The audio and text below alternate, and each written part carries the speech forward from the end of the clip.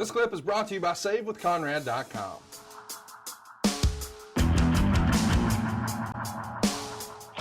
Let's do it. So last week we talked about the ending of the grueling Great American Bash Tour and the beginning of what could have been the most significant programs in wrestling history. And that, sir, is no bullshit.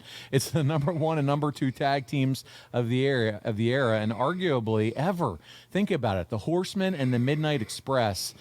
They're still tag teams. I know Dax Harwood, others that talk about the Midnights and you and Tully all these years later as being big-time influences on wrestling performers today. What does that mean to you as far as hearing some of those guys talk about what you and Tully and the Midnights meant to them? Well, when you're as good as FTR and you get a compliment, number one, you know they mean it. You know they're not just pulling your leg, and they are so good. You know, I think they're as good as any team of any era.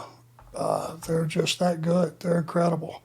And they happen to be good friends of mine, but still, it's, you know, they did. They copied Tully and I, and that's for us, or for me anyway, certainly for me, I was very proud that they did emulate us.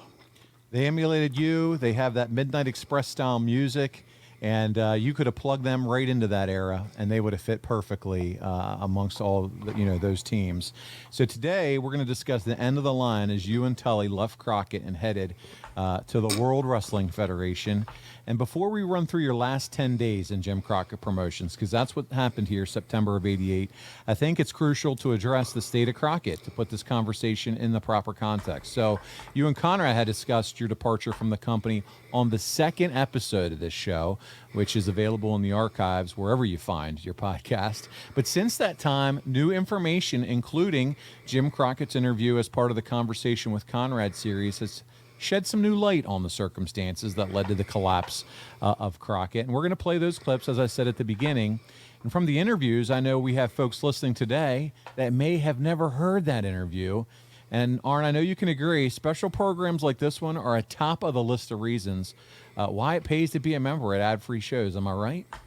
Yeah, you get, really important stuff that may have been, not out there. Because there was no social media. There was not, every time somebody said something, it was all over social media. There was some stuff that was behind the scenes and underneath the covers, and it would finally come to air, and you would go, oh, God, well, now I see why that happened, or that didn't happen, or whatever. It's, yeah.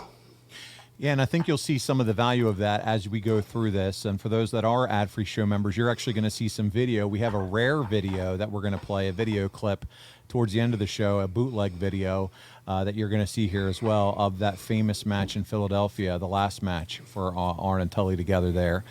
Hey, it's Conrad Thompson. Thanks for checking out the podcast here on YouTube. Be sure to hit the subscribe button and the notifications bell so you get a notice anytime we upload some new content.